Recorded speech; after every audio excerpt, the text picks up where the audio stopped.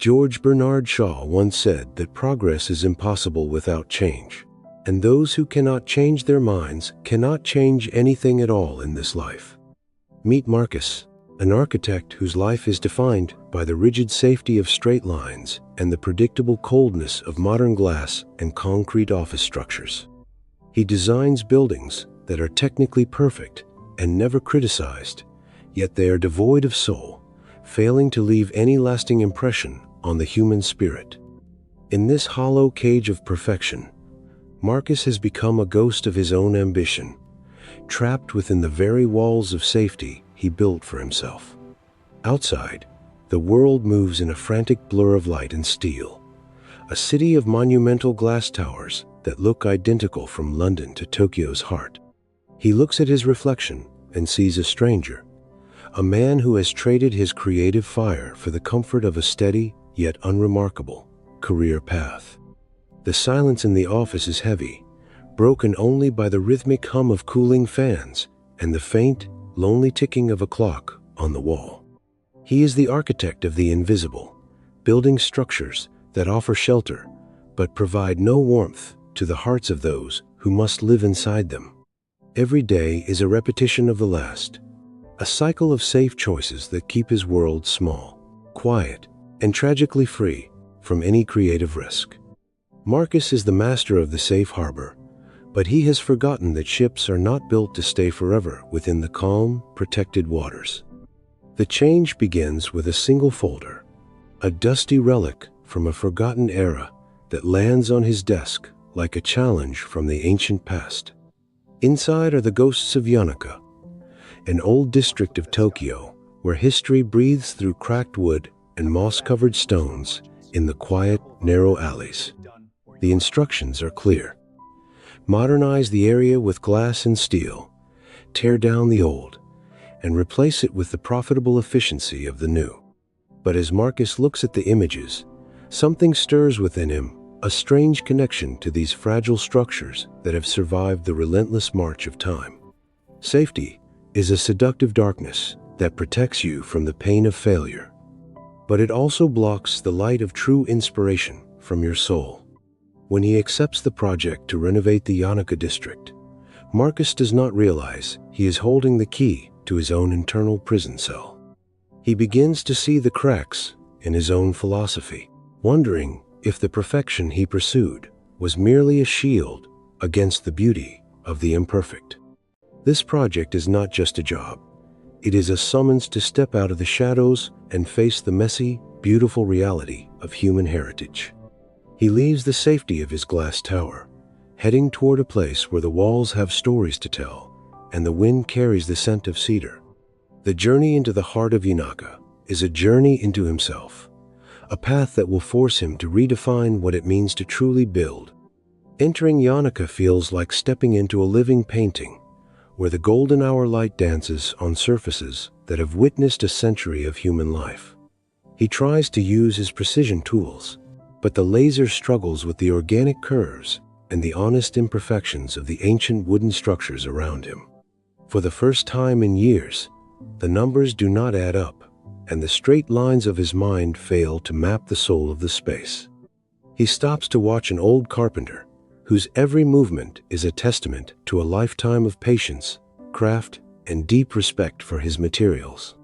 The warmth of the wood and the visible scars of the grain speak a language that Marcus's sterile glass and cold steel can never truly replicate.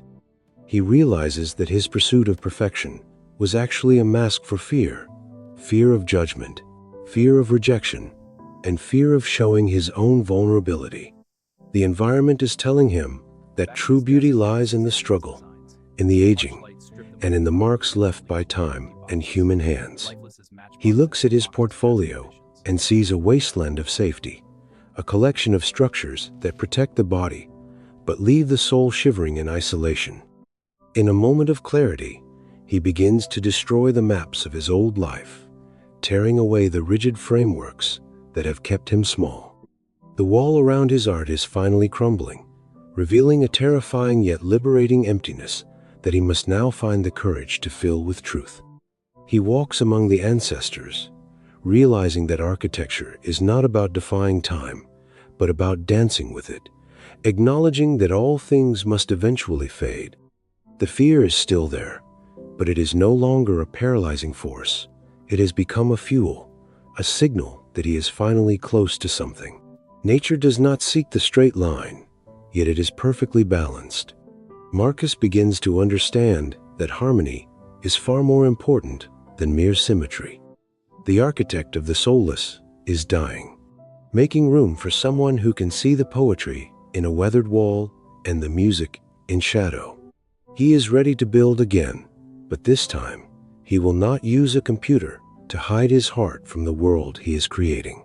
Creativity is not about finding something entirely new, but about having the courage to abandon the old, comfortable habits that no longer serve your growth. Marcus is learning to draw himself back into existence, his lines no longer guided by formulas, but by the rhythmic heartbeat of the Yanaka streets. He works through the night, the silence of the city outside, replaced by the internal roar of a man rediscovering his purpose after years of sleep. The designs are messy, they are raw, and they are beautiful because they carry the weight of his struggle and the light of his genuine curiosity. He is designing for the child he once was, the boy who loved architecture for the way it connected people, not for the status it brought. This new blueprint is a living entity, a conversation between the strength of the future and the wisdom of the past, balanced in perfect, fragile tension. The sunrise marks the end of his long night of the soul, and the beginning of a vision that finally feels like his own voice.